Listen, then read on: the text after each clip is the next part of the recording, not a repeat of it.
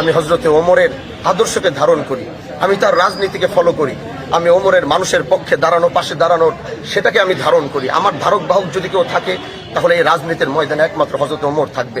তিনি যেমন রাতের বেলা ঘুরে ঘুরে মানুষের পাশে দাঁড়িয়েছেন, আমি ওয়াদা করছি, আমি কথা বলছি, আমি আল্লাহর উপরে শপথ করছি, এদেশের কোনো ইউনিয়নের মানুষ আমার কাছে আসতে হবে না।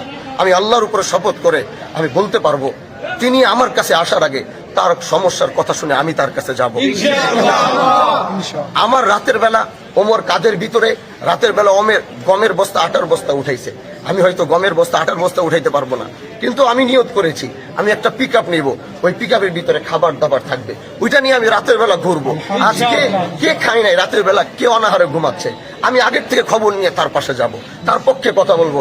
কে ভাই ভাই জায়গা জমি নিয়ে ঝামেলা করছে, তার যেন আমার কাছে আসতে হয়, আমি আগে ইনফরমেশন নিব, আমি তার কাছে গিয়ে ওই রাতের বেলা ওইখানে বসে আমি তার সাথে তার সমস্যা সমাধান করব। এরকম এক চাওয়া আমাদের। আমি জানি আমি কতটুকু পারবো, আমার আল্লাহর উপরে বিশ্বাস এবং আমার ইয়াকিন আছে। এজন্য আপনাদের সহযোগিতা আর ভালোবাসা, এমন এক সমাজ ব্যবস্থা, এমন এক রাষ্ট্র মেরামত করতে চাই। ওই সংসদে দাঁড়িয়ে গরিবের পক্ষে আওয়াজ দিতে চাই, মজলুমের পক্ষে কথা বলতে চাই, দেশের পক্ষে কথা বলতে চাই, রাষ্ট্রের পক্ষে কথা বলতে চাই, সমস্ত অন্যায় অবিচারের বিরুদ্ধে কথা বলতে চাই।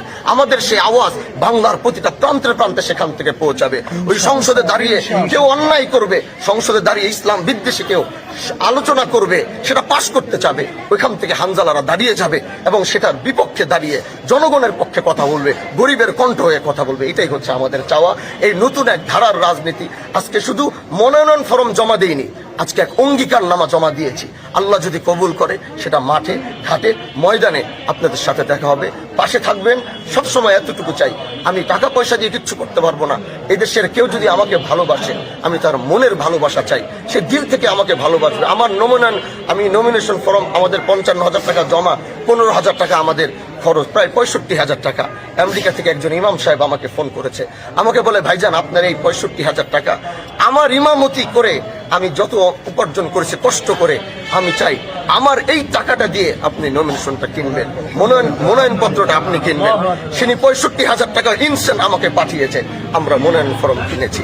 এটাই হচ্ছে মানুষের ভালোবাসা। আমি এর থেকে বেশি আর কিচ্ছু চাই না। এতটুকুই আমার পাওয়া, আমার বুনিয়াদ একটা কষ্টের খামের টাকা দিয়ে মনোনয়ন কিনা। আমার বিশ্বাস এদেশের মানুষ যদি পাশে থাকে, আমরা তাদের পক্ষে লড়বো, তাদের পক্ষে কথা বলবো, নতুন এক গন্তব্যের দিকে ছুটবো ইনশাআল্লাহ।